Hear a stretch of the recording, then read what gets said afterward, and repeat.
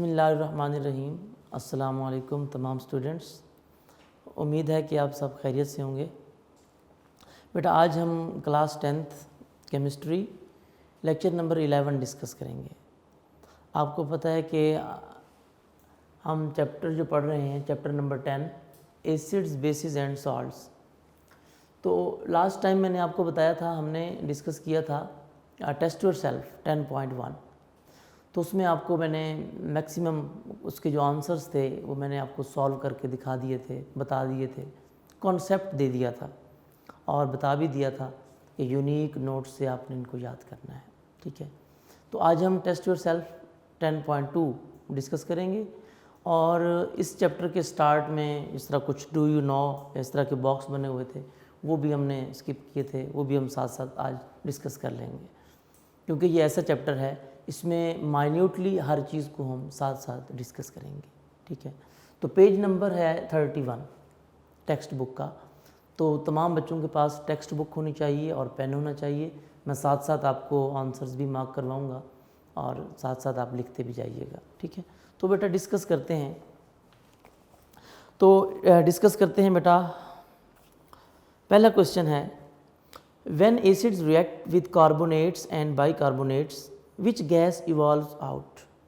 तो बेटा इसका आंसर यकीनन आपके माइंड में आ गया होगा, हमने डिस्कस किया था। अब इसका आंसर मैं आपको साथ साथ बोलते जाऊंगा, आपने लिखते जाना है। आपने लिखना है सबसे पहली बात, जिस तरह आपका क्वेश्चन है सेम आपने लिखना है when acids react with carbonates and bicarbonates, यानी आपने बाकी सारी बात वैसे की वैसे लिखनी है। आपने बताना है व्हेन, जैसे आपके पास स्टेटमेंट लिखी हुई है आपने उसी से सेंटेंस बनाना है। When acids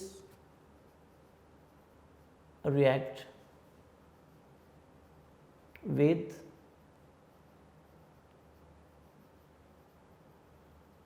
carbonates and bicarbonates, comma लगा हुआ है, उसके बाद उसने कहा है विच गैस इवॉल्व्स आउट। बेटा आपको पता है कि जब एसिड कार्बोनेट्स और बाइकार्बोनेट्स के साथ रिएक्शन करते थे तो कार्बन डाइऑक्साइड गैस इवॉल्व होती थी। ठीक है, तो हम यहाँ पर लिखेंगे, उसने कहा है ना विच गैस इवॉल्व्स आउट, हम विच की जगह लिख देंगे क्या, कार्बन डाइऑक्साइड यानी CO2। ठीक है, कार्बन डाइऑक्साइड गैस, बाकी आपने वैसे का वैसे लिख देना है, इवॉल्व्स आउट।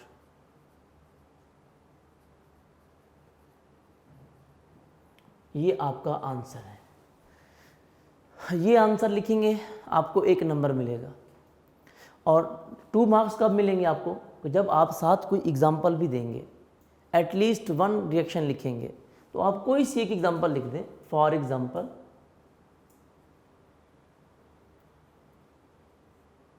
जो आपको बेटा इजी लगता है रिएक्शन, कोई सा एक लिख दें।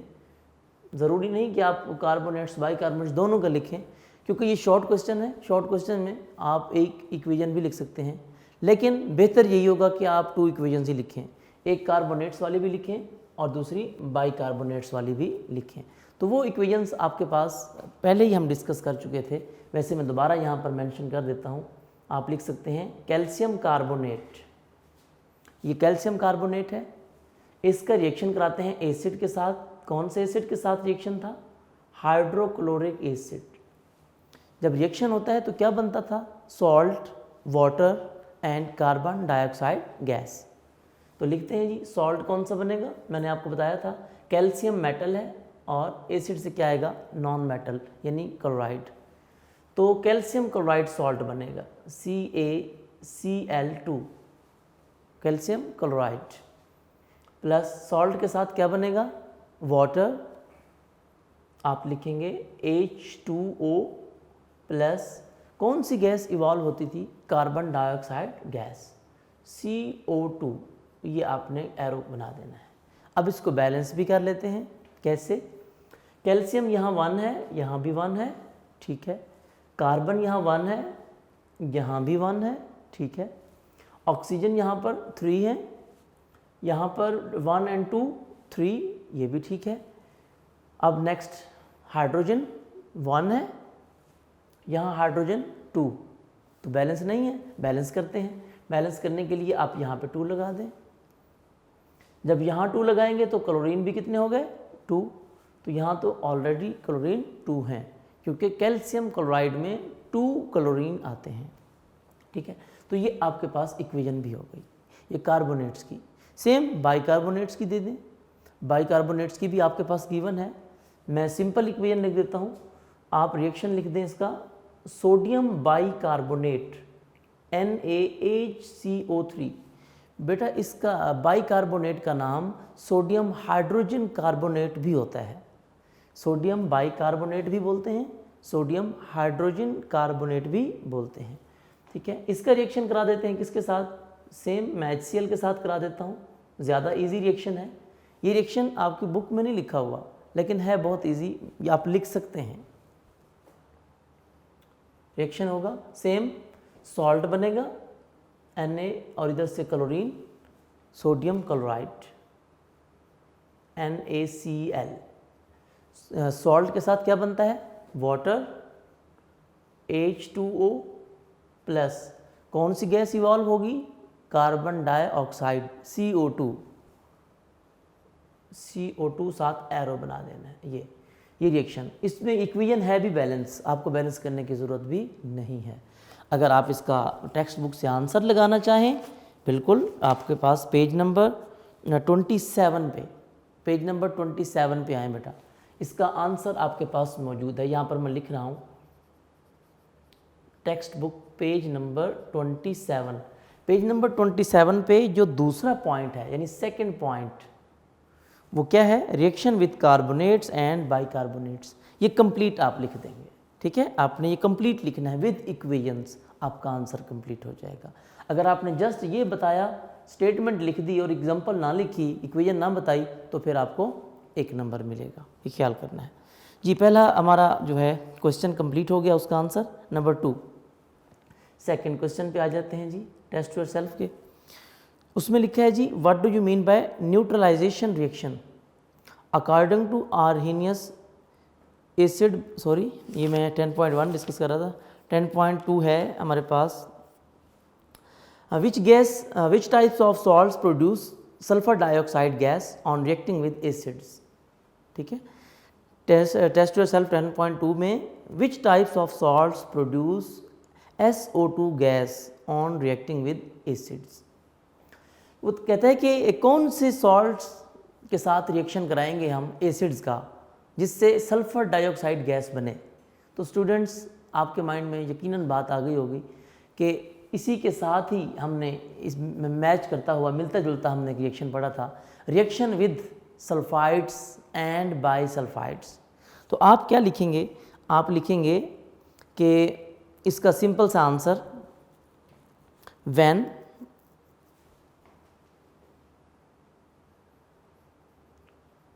acids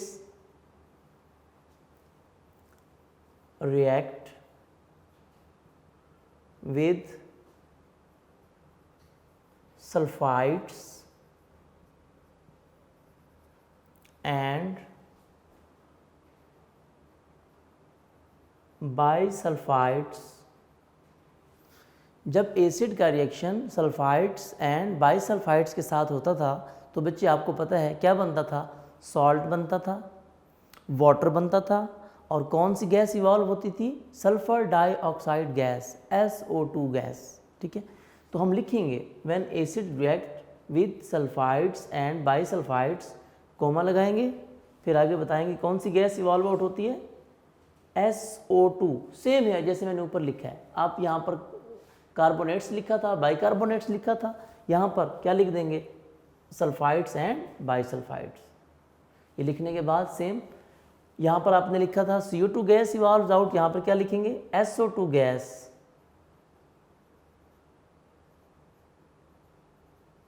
evolves out.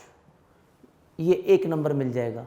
आपने बता दिया कि सल्फर डाइऑक्साइड गैस कब प्रोड्यूस होगी, जब एसिड सल्फाइड्स और बाइसल्फाइड्स के साथ रिएक्शन करेंगे तब। अब इक्वेशन भी लाजमी लिखनी है, तो इसकी इक्वेशन लिखने का तरीकाकार भी मैंने आपको बताया था, आपने लिखना है, एग्जाम्पल लाजमी देनी है बच्चे। फॉर एग्जाम्पल बेटा लाजमी, इक्वेशन लाजमी लिखा करें, नहीं तो ऐसे ही खाम में नंबर काट लेते हैं, ठीक है जी। तो यहाँ पर सेम ये कार्बोनेट्स थे, वहाँ सल्फाइड्स हैं। मैंने आपको लास्ट टाइम जो एसिड की केमिकल रिएक्शन थे वहाँ भी ये बात समझाई थी कि ये रिएक्शन सल्फाइड्स और बाईसल्फाइड्स के मिलते जुलते हैं, किसके साथ, कार्बोनेट्स एंड बाइकार्बोनेट्स के साथ। तो क्या चेंज करना होता है, कार्बन की जगह सल्फ़र लगाना होता है। सेम यहाँ भी लिख दें, वहाँ पर कैल्शियम कार्बोनेट था, यहाँ पर आ जाएगा कैल्शियम सल्फाइड SO3, ये सल्फाइड होता है, ठीक है। कैल्शियम सल्फाइड प्लस यहाँ पर किसके साथ रिएक्शन कराया था आपने, हाइड्रोक्लोरिक एसिड के साथ, यहाँ भी उसी के साथ करा दें, HCl। क्या रिएक्शन होगा, क्या बनेगा, salt, water and sulphur dioxide gas. तो सॉल्ट किसका बनेगा, कैल्शियम का, इधर से क्लोरीन आएगा जैसे वहाँ पर बना था, कैल्शियम क्लोराइड बनेगा CaCl2। सॉल्ट के साथ कौन सी चीज़ बनती है दूसरी, वाटर H2O प्लस वहाँ तो कार्बन डाइऑक्साइड गैस बनती थी, यहाँ कौन सी गैस बनेगी, sulphur dioxide gas SO2।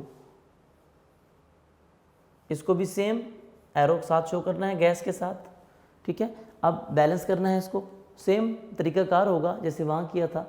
Calcium यहाँ 1 है, यहाँ भी 1, सल्फ़र 1 है, यहाँ भी 1, ऑक्सीजन 3 है, यहाँ भी 3 है, 2 and 1।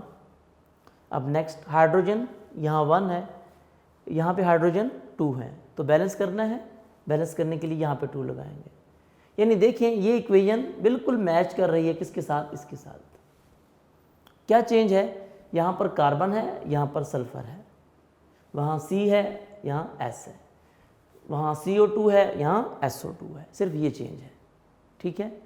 तो यानी एक क्वेश्चन आप तैयार करें तो दूसरा खुद हो जाएगा जी। सेम बाई सल्फाइड्स के साथ भी आप दे सकते हैं, वो भी लिख दें यहाँ पर सेम जैसे ऊपर लिखी थी आपने, NaH, वहाँ पर CO3 था, यहाँ पर क्या आएगा SO3, और इसका रिएक्शन लिख दें किसके साथ, एसिड के साथ, हाइड्रोक्लोरिक एसिड। सेम सॉल्ट बनेगा, वाटर बनेगा और सल्फर डाइऑक्साइड गैस बनेगी। सॉल्ट कौन सा बनेगा यहाँ पर, सोडियम क्लोराइड, क्योंकि यहाँ पर मेटल हमारे पास सोडियम है, यहाँ पर मेटल हमारे पास कैल्शियम था तो कैल्शियम क्लोराइड बना था। अब यहाँ पर हमारे पास सोडियम है तो सोडियम क्लोराइड, इसके साथ क्या बनेगा, वाटर H2O प्लस कौन सी गैस बनेगी, सल्फर डाइऑक्साइड गैस। ये बैलेंस है, इसको बैलेंस करने की ज़रूरत नहीं है, ऑलरेडी बैलेंस है। तो देखा जाए तो ये इक्वेशन बिल्कुल इसके साथ मैच करती है, सिर्फ वही चेंज, यहाँ पर कार्बन था, यहाँ पर सल्फ़र आ गया, यहाँ कार्बन डाइऑक्साइड थी, यहाँ पर सल्फ़र डाइऑक्साइड गैस। तो बाकी तरीकाकार सारा सेम है, ठीक है। तो हमारा सेकंड आंसर भी कंप्लीट हो गया। इसका टेक्स्ट बुक में आंसर बिल्कुल, आप आएँ ज़रा page number 28, text book page number 28 पे इसका जो आंसर है आपके पास वो है पेज नंबर 28, ठीक है। तो पेज नंबर 28 पे कौन सा पॉइंट है, पॉइंट नंबर 4, पॉइंट नंबर 4। तो कौन सा, reaction with sulphides and bisulphides. तो अगर आप देखें वहाँ पर तो ये इक्वेशन दी हुई है, बात क्लियर। तो वहाँ पर आपने बेटा ये चीज़ लिख देनी है, ठीक है। अच्छा, उसके बाद 2 क्वेश्चन हमारे हो गए। टेस्ट योरसेल्फ 10.2 का third question, give the uses of sulphuric acid. बेटा ये भी हमने डिस्कस किए थे, हमने ऑलरेडी डिस्कस कर लिए हुए हैं, ये हमने पहले जो लेक्चर हमारा हुआ था उसमें डिस्कस कर लिए थे, ठीक है। दोबारा डिस्कस कर लेते हैं। Uses of sulphuric acid, short question number 3, uses of sulphuric acid.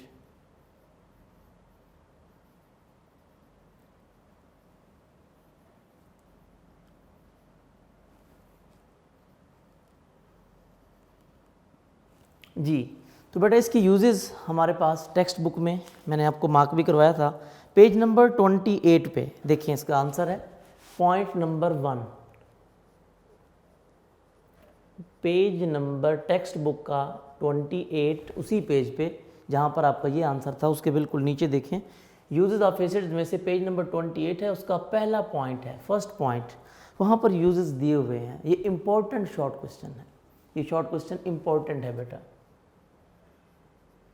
ठीक है। अच्छा, बोर्ड में आ चुका है जी। तो इसमें यूजेस लिखे हुए हैं, मैं दोबारा रीड कर देता हूँ, ऑलरेडी हम डिस्कस कर चुके हैं इसको। Sulphuric acid is use to manufacture fertilisers, मैंने बोला था कि बहुत सारे फर्टिलाइज़र्स बनती हैं इससे, अमोनियम सल्फेट बनती है, ठीक है, अमोनियम सुपर फास्फेट भी बनती है, कैल्शियम सुपर फास्फेट बनती है, कैल्शियम सल्फेट बनती है, मीन अमोनियम की मतलब अमोनियम की भी बहुत सारी फर्टिलाइज़र बनती हैं, ठीक है, अमोनिया फर्टिलाइज़र भी बनती हैं इससे, नाइट्रोजन फर्टिलाइज़र जिसको हम बोलते हैं, यानी कि अमोनियम सल्फेट, अमोनियम फॉस्फेट, ठीक है, अमोनियम सुपर फास्फेट और calcium sulphate, calcium super phosphate, बहुत सारी मतलब फर्टिलाइज़र सल्फ्यूरिक एसिड से बनाई जाती हैं। तो यहाँ पर लिखा हुआ है नाम, सबसे पहले नंबर पे है अमोनियम सल्फेट। तो लास्ट टाइम भी मैंने आपको इसका फार्मूला बताया था, दोबारा लिख रहा हूँ, अमोनियम सल्फेट का फार्मूला, अमोनियम होता है बेटा NH4, NH4 के साथ ब्रैकेट में ट्वाइस 2 आता है अमोनियम, अब आता है sulphate SO4, this is ammonium sulphate. यहाँ पर मैं फार्मूला के साथ नाम भी लिख रहा हूँ, अमोनियम सल्फेट, लास्ट लेक्चर में भी मैंने इसका फार्मूला बताया था आपको, ठीक है, ammonium sulphate NH4 twice SO4, ठीक है। नेक्स्ट कैल्शियम सुपर फॉस्फेट, ये भी फार्मूला आपको मैंने पहले लिखवा दिया था। उसके बाद है explosives, paints, dyes, drugs, it is used as an electrolyte in lead storage batteries, यहाँ तक, ठीक है, ये आपका आंसर होगा जी। नेक्स्ट पॉइंट नंबर 4 हमारे पास, शॉर्ट क्वेश्चन नंबर 4 आ गया जी। क्या है short question number 4? Name the gas liberated when alkalis react. बेटा अल्कलीज के ऊपर आप लिख सकते हैं बेसिस, ठीक है, बेसिस, क्योंकि those bases which are soluble in water are called alkalis. तो मैंने आपको ये बात पहले ही बता दी है कि बेसिस को हम क्या कह सकते हैं, मतलब those bases which are soluble in water are called alkalis, यानी हम बात कह सकते हैं कि जो अल्कलीज हैं वो सारे के सारे क्या होते हैं, बेस होते हैं, यानी alkalis react with ammonium salts. लो जी, ये रिएक्शन भी आ गया। वो कहता है कि उस गैस का नाम बताएं, अगर अमोनियम सॉल्ट का रिएक्शन करा दें किसके साथ, अल्कलीज के साथ, तो कौन सी गैस लिबरेट होगी, आप बताएं। तो बेटा हमने पढ़ा था अमोनिया गैस, कौन सी गैस, अमोनिया गैस। तो आप यहाँ पर लिख सकते हैं, इसका आंसर मैं लिख रहा हूँ, व्हेन अल्कलीज react with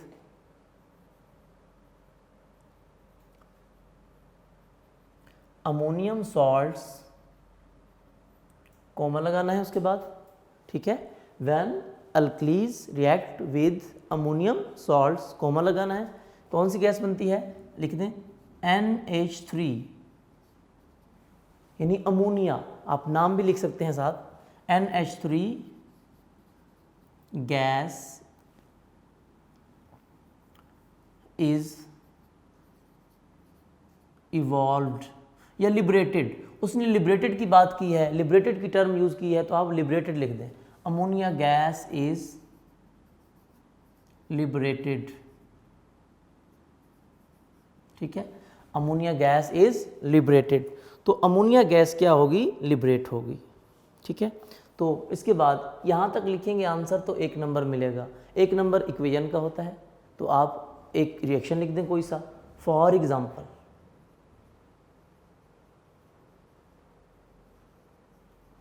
अब रिएक्शन लिखते हैं कि अल्कली का रिएक्शन लिख देते हैं किसके साथ, अमोनियम सॉल्ट के साथ। कौन सा अमोनियम सॉल्ट यूज़ करेंगे, अब अमोनियम क्लोराइड लिख दें, अमोनियम सल्फेट लिख दें, जिसके साथ मर्जी रिएक्शन लिख दें, जो सिंपल रिएक्शन है मैं वो लिख रहा हूँ, ammonium chloride NH4Cl, ammonium chloride. अब इसका रिएक्शन कराना है किसके साथ, अल्कलीज के साथ। बेस कौन सा यूज़ करें? सोडियम हाइड्रोक्साइड, इसके साथ रिएक्शन करा देते हैं जी। ठीक है, तो जब रिएक्शन होगा तो क्या बनेगा? सॉल्ट बनेगा, वाटर बनेगा और अमोनिया गैस लिबरेट होगी। ठीक है, तो सॉल्ट किसका बनेगा? अब सोडियम मेटल है, सोडियम का सॉल्ट बनेगा, तो आपने लिखना है सोडियम क्लोराइड सॉल्ट। सॉल्ट के बाद क्या बचेगा? वाटर, यानी जहाँ सॉल्ट बनेगा तो वहाँ पर वाटर भी बनेगा। और उसके साथ क्या बनेगा? साथ अमोनिया गैस NH3, ये अमोनिया गैस ये लिबरेट होगी, अमोनिया गैस इवॉल्व होगी, अमोनिया गैस रिलीज होगी। ये टर्म्स हैं, इवॉल्व भी लिख सकते हैं, लिबरेट भी लिख सकते हैं, रिलीज भी लिख सकते हैं। ठीक है, तो अमोनिया गैस ये आप लिखेंगे तो आपके 2 मार्क्स कंप्लीट हो जाएंगे। ठीक है, ये रिएक्शन था, आपने लाजमी लिखना है। ये अमोनियम क्लोराइड का फार्मूला था, अमोनियम क्लोराइड, ये अमोनियम सॉल्ट है। ठीक है जी, नेक्स्ट ये भी हो गया। अब शॉर्ट क्वेश्चन नंबर 5 आ गया हमारे पास। Write down the colours of the precipitates formed by reaction of aqueous caustic soda with the solutions of, कौन कौन से सॉल्यूशन के साथ? Copper, zinc and ferric salt. तो बेटा फेरिक सॉल्ट के साथ भी ये रिएक्शन बिल्कुल ही आपके साथ ही पेज नंबर 30 पे जो हमने पढ़ा था, प्रेसिपिटेशन ऑफ हाइड्रोक्साइड्स, तो ये हमने अभी कल ही डिस्कस किया है, आपको पता है कि लास्ट लेक्चर में, तो वहाँ पर मैंने आपको ये रिएक्शन लिख के समझा दिए थे। मैं इनको दोबारा डिस्कस कर लेता हूँ ताकि आपको पता चले। उसने सिर्फ ये कहा है कि उनके कलर बताएं, तो कलर हम ऐसे तो नहीं बताएंगे, खाली नाम तो नहीं बता देने, रिएक्शन लिख के फिर बताने हैं। कॉस्टिक सोडा के साथ, अब कॉस्टिक सोडा के साथ, कॉस्टिक सोडा किसको बोलते हैं? सोडियम हाइड्रो ऑक्साइड को, NaOH, इसको कॉस्टिक सोडा बोलते हैं। आप लिख लें एक्वस कॉस्टिक सोडा जो लिखा हुआ है ना, इसके ऊपर लिख लें NaOH, यानी सोडियम हाइड्रोक्साइड की बात हो रही है। ठीक है, तो इसके रिएक्शन वहाँ पर लिखे हुए हैं, जिनके साथ लिखे हुए हैं रिएक्शन हम वो डिस्कस कर सकते हैं। तो मैं दोबारा यहाँ पर रिएक्शन लिख देता हूँ आपको। किसके साथ लिखना है जी? सबसे पहले कॉपर के साथ, यानी सॉल्ट्स ऑफ कॉपर, कॉपर के साथ रिएक्शन लिखेंगे, कॉपर सल्फेट। अच्छा बेटा, कॉपर सल्फेट के साथ आपने देखा होगा ब्रैकेट में नीचे AQ लिखा होता है। AQ मीन एक्वस सॉल्यूशन, यानी कॉपर सल्फेट तो सॉल्ट है, उसको वाटर में डिजॉल्व करके उसका सॉल्यूशन बनाते हैं, जिसको हम बोलते हैं एक्वस सॉल्यूशन। एक्वस सॉल्यूशन इसका बन जाएगा। और ज़रूरी नहीं सबके साथ AQ लिखा हो, हमने जितने भी रिएक्शन पढ़े हैं ना, एक बात बताता चलूँ, जहाँ पर AQ लिखा होता है साथ, इसका मतलब होता है एक्वस। ठीक है, जहाँ पर साथ स्मॉल l लिखा होता है ब्रैकेट में, इस तरह स्मॉल l, लिक्विड, यानी जो चीज़ लिक्विड होती है, जिस तरह वाटर है, वाटर जहाँ भी लिखा होगा, जिस तरह ये लिखा हुआ है, इसके साथ स्मॉल l लिखा होता है, इसका स्मॉल l। ठीक है, इसी तरह कैल्शियम क्लोराइड अगर सॉल्ट है, सम टाइम तो वैसे एक्वस सॉल्यूशन की फॉर्म में होते हैं, तो AQ लिखा होता है, सॉलिड है तो ऐसे लिख देते हैं। इसी तरह सल्फर डाइऑक्साइड के साथ G लिखा होता है, स्मॉल g, ये G से गैस, जो गैस होती है साथ G लिखा होता है, यानी L लिक्विड को शो करता है, स्मॉल g गैस, यानी उसकी फिजिकल स्टेट को शो कर रहा होता है। और इसके अलावा कुछ मेटल्स के साथ आमतौर पर स्मॉल s लिखा होता है, s से सॉलिड होता है ये। तो यहाँ पर एक्वस सॉल्यूशन, इसका रिएक्शन कराएंगे हम किसके साथ? एक्वस कॉस्टिक सोडा, यानी सोडियम हाइड्रो ऑक्साइड। ठीक है, सोडियम हाइड्रोक्साइड ये भी एक्वस सॉल्यूशन होता है बेटा, वाटर में इसका भी सॉल्यूशन होता है। जब ये रिएक्शन करेंगे तो क्या बनेगा? आपको पहले बताया था मैंने, प्रेसिपिटेट बनते हैं। ठीक है, क्यों? यहाँ पर आयन एक्सचेंज होते हैं, जिसके हाइड्रोक्साइड होते हैं उसके सल्फेट बनेंगे, और जिसके सल्फेट हैं उसके हाइड्रोक्साइड बनेंगे। तो ये एक्सचेंज हो जाते हैं। कैसे? अब कॉपर के सल्फेट थे पहले, अब कॉपर अपने हाइड्रोक्साइड बना लेगा। कॉपर हाइड्रोक्साइड का formula CuOH twice, copper hydroxide. 2 hydroxyl क्यों लगाए हैं? क्योंकि कॉपर की वैलेंसी 2 है, इसमें कॉपर की वैलेंसी 2 है। प्लस अब सोडियम के पहले हाइड्रोक्साइड थे, अब उसके क्या बनेंगे? सल्फेट्स, तो सोडियम सल्फेट बनेगा। सोडियम सल्फेट का फार्मूला भी तो आना चाहिए, Na2SO4, Na2SO4, this is sodium sulphate. अभी मैंने इक्वेशन बैलेंस नहीं की, ठीक है। अच्छा, तो बताता चलूं कि ये जो सोडियम सल्फेट है ये एक्वस सोल्यूशन होगा AQ, और जो कॉपर हाइड्रोक्साइड है ना इसके साथ स्मॉल s लिखा होता है, सॉलिड। ये प्रेसिपिटेट बनते हैं, इसके क्या होते हैं, प्रेसिपिटेट। बैलेंस करते हैं जी। बैलेंस करने का आसान तरीका है, मैंने आपको पहले भी बताया है, जो कल हमने रिएक्शन पढ़े हैं उसमें मैंने बैलेंस करने का तरीका एक और तरह से बताया है, वो भी ठीक है।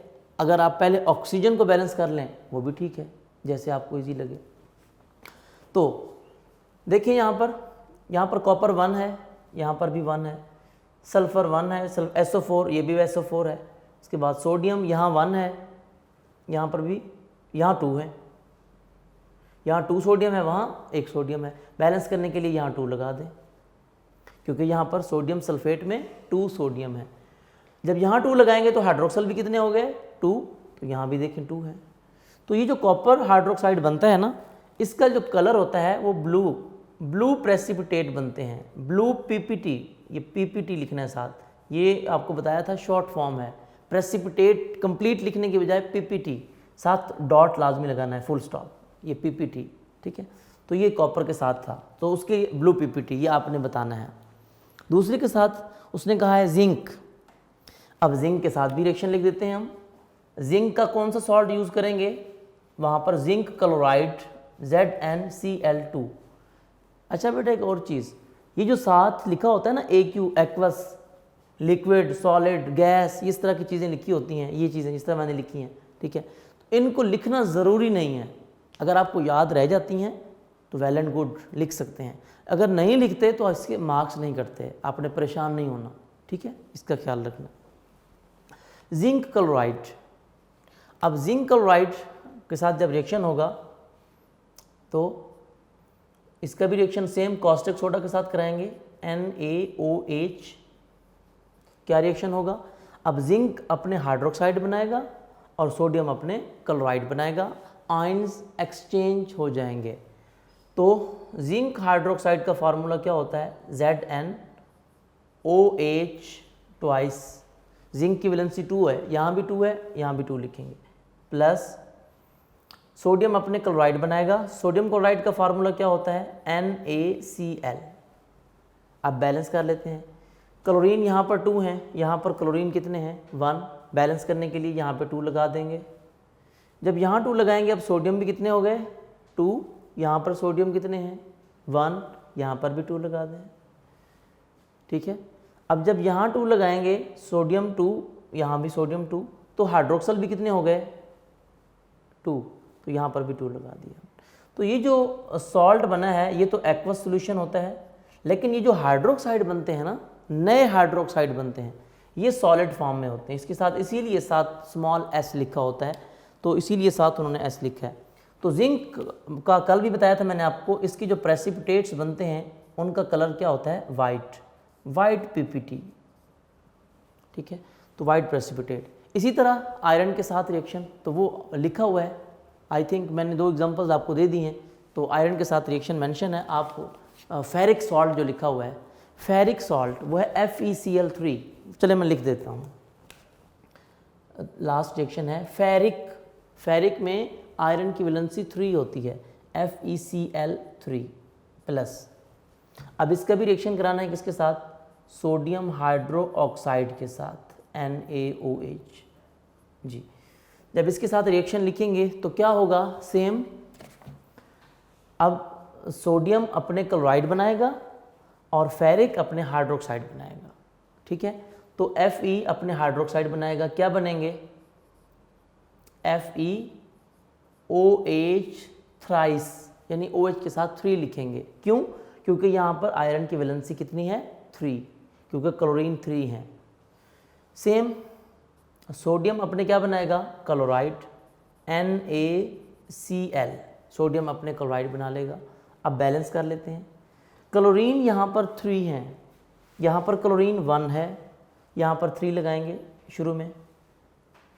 जब यहाँ 3 लगाएंगे अब सोडियम भी कितने हो गए, 3, यहाँ पर सोडियम कितने हैं 1, यहाँ पर भी 3 लगा दें, बैलेंस किया हमने। जब यहाँ 3 लगाएंगे तो हाइड्रोक्सल कितने हो गए, वो भी 3। यहाँ पर ऑलरेडी हमने कितने लगा दिए हैं 3। तो सोडियम क्लोराइड तो एक्वस ही होगा, एक्वस सॉल्यूशन होता है सॉल्ट का, जबकि जो प्रेसिपिटेट बनेंगे वो हाइड्रोक्साइड के बनेंगे। इनके साथ स्मॉल s लगाना है कि ये प्रेसिपिटेट हैं। तो इनका कलर बताना है, जो फेरिक सॉल्ट से उसका कलर बनता है, इसका कलर होता है बेटा ब्राउन। ये ब्राउन पीपीटी होते हैं, ब्राउन प्रेसिपिटेट होते हैं। इसका कलर क्या होगा, ब्राउन, ब्राउन पीपीटी, ठीक है, ब्राउन प्रेसिपिटेट होते हैं। तो ये क्वेश्चन हमारा कंप्लीट हो गया, क्वेश्चन नंबर 5 भी।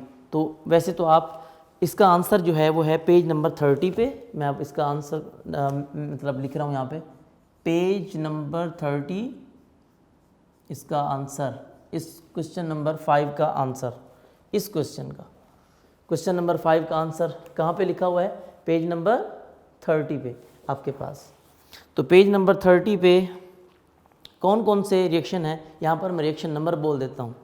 तो रिएक्शन नंबर 1 है आपके पास कौन सा, कॉपर सल्फेट वाला, reaction number 1, reaction number 2, reaction number 3। First 3 reaction देखें तो उसने भी वही पूछे हुए हैं। तो फर्स्ट 3 रिएक्शन जो लिखे हुए हैं ये आपके आंसर्स हैं, ठीक है। तो ये क्वेश्चन नंबर 5 का आंसर पेज नंबर 30 पे आपको मिल गया। और जो क्वेश्चन नंबर हमारे पास 4 था उसका आंसर, उसका पेज नंबर भी मैंने आपको बता ही दिया।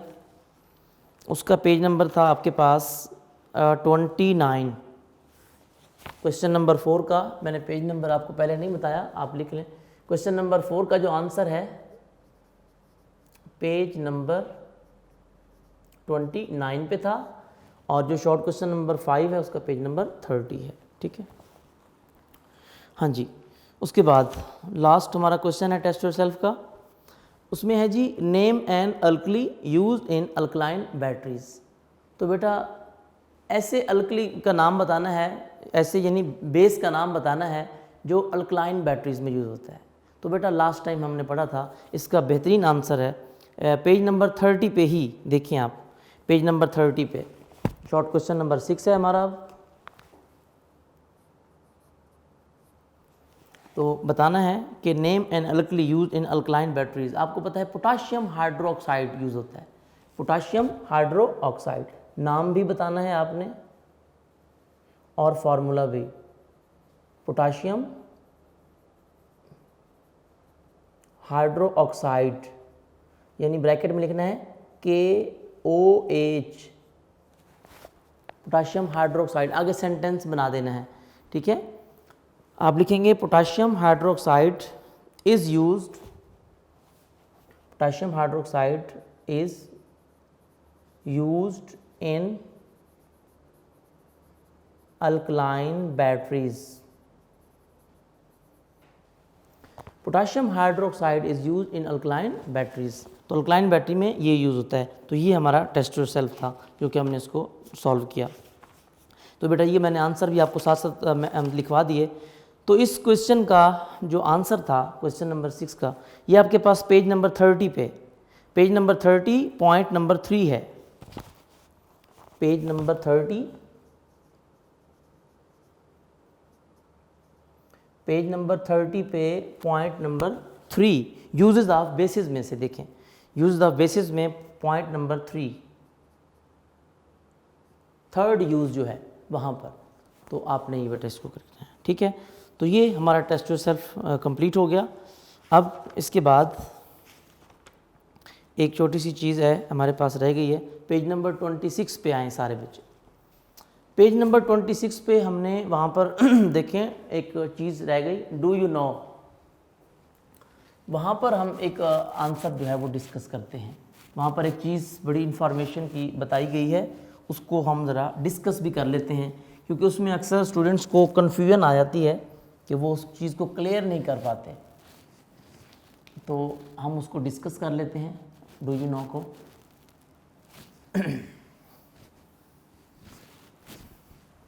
ठीक है जी। तो उसमें क्या लिखा हुआ है डू यू नो में, page number 26,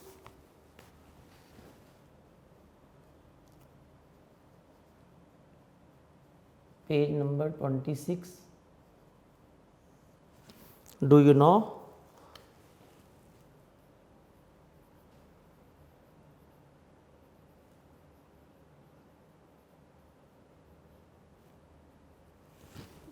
Yes, we know. क्या बता रहा है, एक बात बड़ी इंटरेस्टिंग है, उसको हम डिस्कस कर लेते हैं. कहते हैं it may be noted that all Bronsted bases are Lewis bases. ये बात तो उसकी बिल्कुल ठीक है. वो कहता है कि ऑल ब्रांचेड बेसिस आर, जो चीज़ भी ब्रांचेड लोरी कॉन्सेप्ट के अकॉर्डिंग बेस होगी, ब्रांचेड लोरी बेस, जो चीज़ ब्रांचेड लोरी बेस होगी वही चीज़ लोएस्ट के अकॉर्डिंग भी बेस होगी. इधर मैं लिख देता हूँ लोएस्ट बेस, ये आपको समझाने के लिए, ठीक है. जो भी उसने कहा all Bronsted bases are also lowest bases, ठीक है, ये बात समझ आ गई. आगे क्या कह रहा है, but all Bronsted acids are not lowest acids. ये बात भी देख लेते हैं कि जो ब्रांचेड लोरी बेस है वो ये भी बेस होगा. ये बात उसकी ठीक है, चेक कर लेते हैं उसके अकॉर्डिंग कि जो ब्रांचेड लोरी बेस होगा वो लोएस्ट के मुताबिक भी क्या होगा, बेस होगा. लेकिन उसने एक और बात की, लेकिन वो ये कहता है क्या कि all Bronsted acids are not Lewis acid. जो ब्रांचेड लोरी के अकॉर्डिंग एसिड्स हैं, अब ब्रांचेड लोरी के अकॉर्डिंग एसिड्स, यानी इसको सिंपल लिख देता हूं मैं, ब्रांचेड एसिड्स.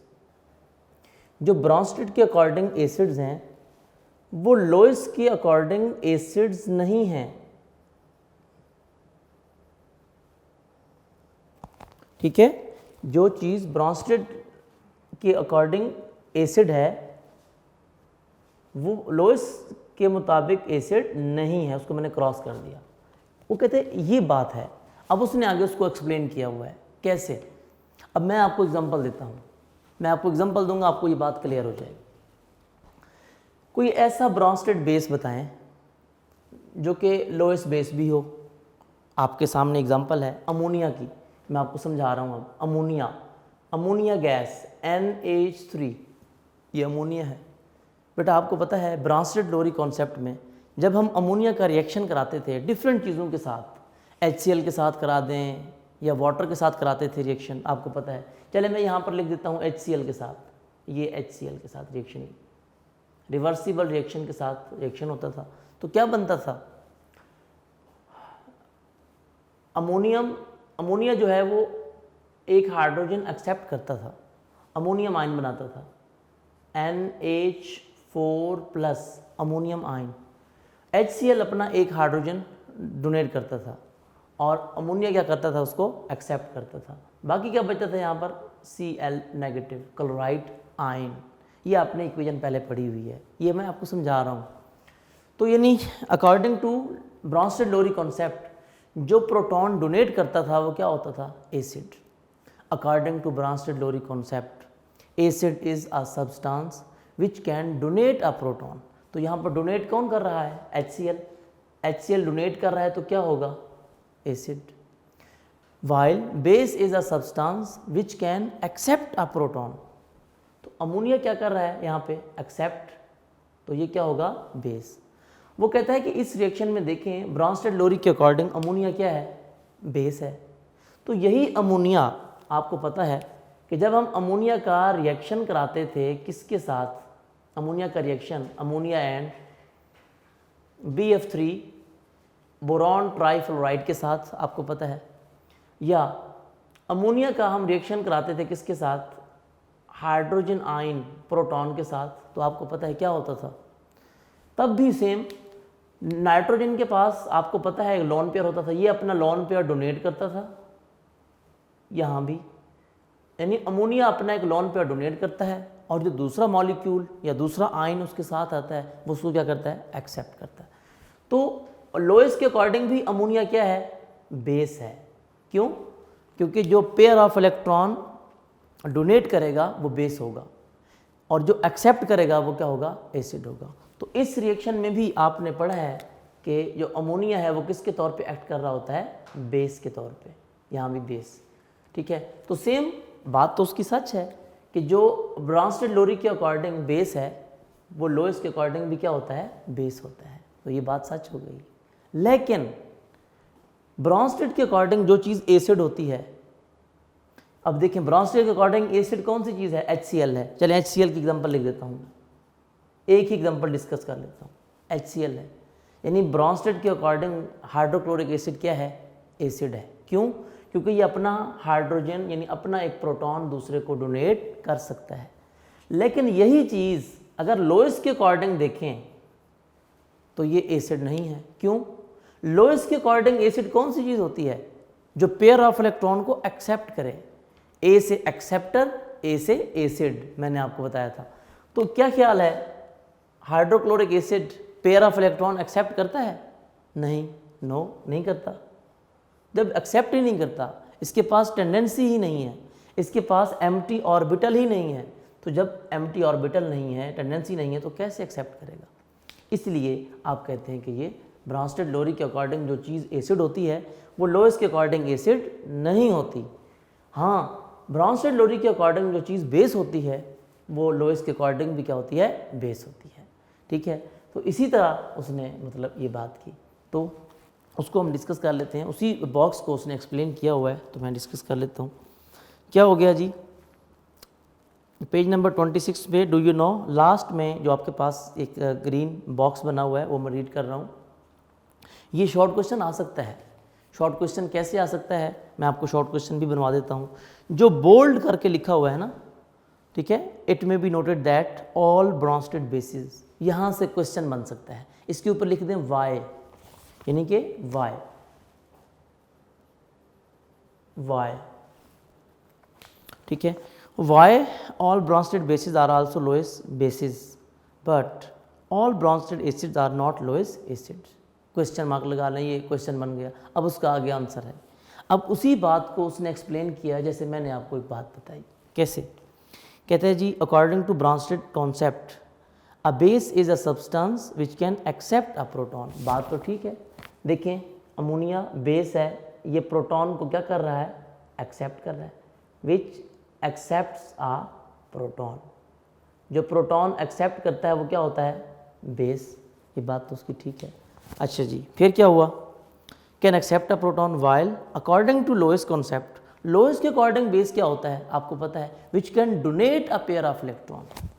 तो यहाँ पर देखें नाइट्रोजन या अमोनिया ये क्या कर रहे हैं, पेयर ऑफ इलेक्ट्रॉन क्या कर देते हैं, डोनेट, पेयर ऑफ इलेक्ट्रॉन जो है डोनेट करते हैं।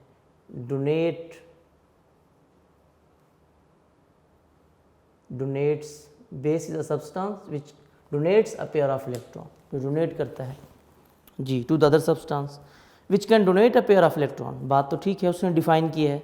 Lowest basis generally contain one or more lone pair of electrons and therefore they can also accept a proton। यानी वो ये कह रहा है कि जो लोएस्ट बेस है ना उसके पास एटलीस्ट वन लोन पेयर तो होता है। अब वो लोन पेयर डोनेट करता है, जो लोन पेयर डोनेट कर सकता है वो प्रोटॉन को एक्सेप्ट भी कर सकता है। एग्जाम्पल आपके सामने है, अमोनिया को देख लें। अब अमोनिया इसके पास एक लोन पेयर होता है, ये पेयर ऑफ इलेक्ट्रॉन डोनेट भी कर सकता है और ये प्रोटॉन को एक्सेप्ट भी कर सकता है। ज़रूरी नहीं HCl के साथ रिएक्शन कराएं।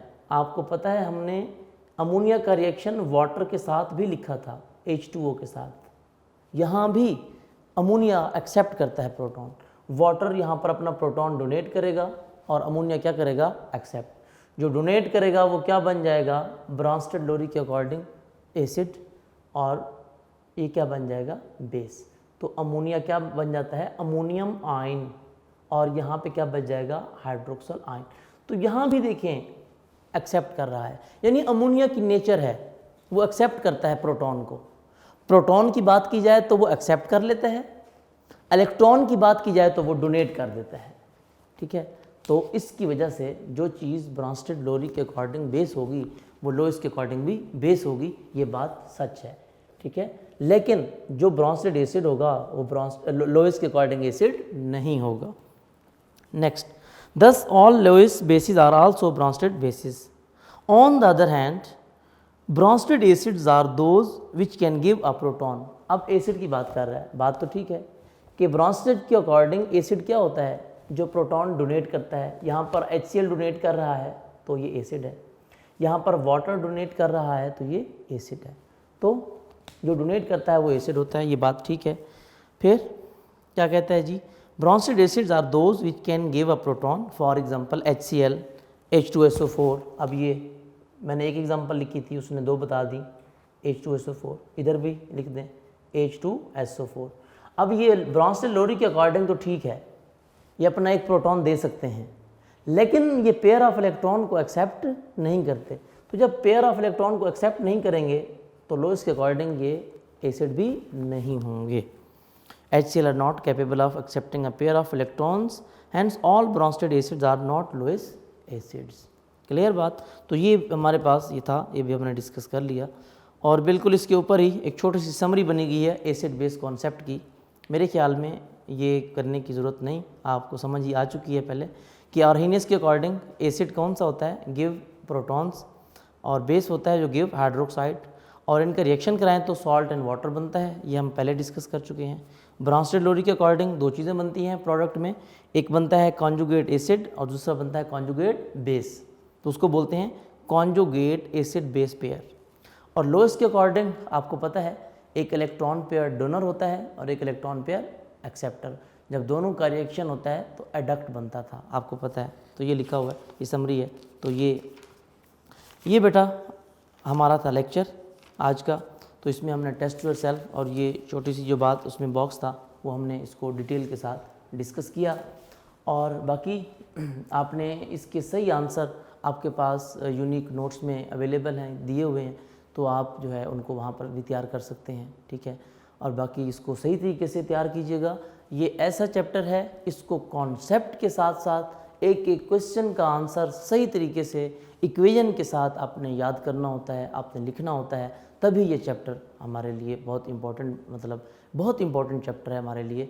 और ये बेस है, यानी कि हमारे इस चैप्टर की ये बेसिक चीज़ें हैं ना, वो यही है, एसिड बेस, ठीक है। तो इनको इसीलिए मैं अब थोड़ा थोड़ा काम आपको दे रहा हूँ ताकि आप सही तरीके से इसको करते जाएं, याद करते जाएं, इसको लिखते जाएं, ठीक है। तो बाकी इसको सही तरीके से याद करना है आपने, इसकी प्रैक्टिस करनी है, और अपना बहुत सारा ख्याल रखिएगा। अल्लाह हाफिज़।